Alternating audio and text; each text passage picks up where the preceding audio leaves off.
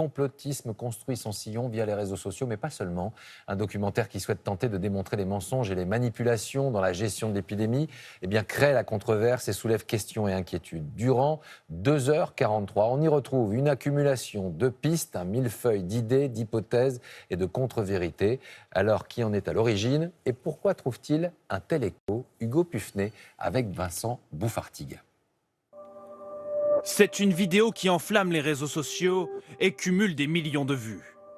Hold Up, une critique censée démontrer les mensonges sur la Covid-19, propagés par le gouvernement, l'industrie pharmaceutique ou les médias.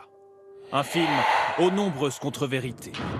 Certains faits sont réels, mais l'argumentaire déroule au moins une trentaine de fausses informations. Par exemple, cette phrase. La France, elle n'applique pas les recommandations de l'OMS. L'OMS ne dit pas que tout le monde doit mettre un masque. C'est faux, la position de l'OMS a évolué depuis juin, voilà ce qu'elle dit. L'OMS conseille désormais aux autorités, pour prévenir efficacement la transmission de la Covid-19, d'encourager le port du masque par le grand public. Autre infox cette fois sur l'origine du virus. Finalement, il n'est pas dangereux ce virus, il est un peu plus dangereux que le coronavirus naturel, parce qu'on a foutu des saloperies, mais c'est pas dangereux. Ce qui est très dangereux, c'est le vaccin qui va en sortir. Par qui a été fabriqué ? Tout a été fabriqué par l'Institut Pasteur. Pour le professeur, un brevet bien exhibé, daté de 2003, au nom de l'Institut Pasteur. Mais là encore, c'est faux. Le brevet ne concerne pas le virus du Covid-19, mais un autre coronavirus. Et surtout, l'Institut n'invente pas de nouveaux virus. Le brevet d'invention, c'est un terme technique, c'est donc protéger un procédé, une façon de faire un test diagnostique, un traitement. Ça ne veut pas dire qu'on a inventé le virus.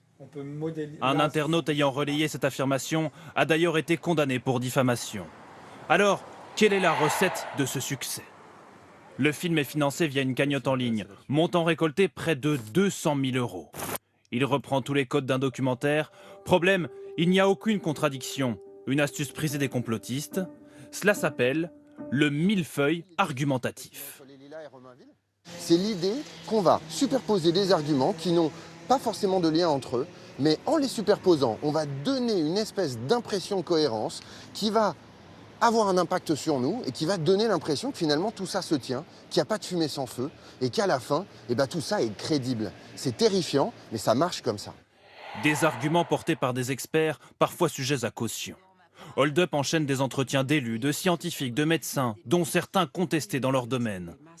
Depuis mars, ils profitent de la peur du virus, de l'incertitude, pour propager leur thèse sans jamais être inquiétés.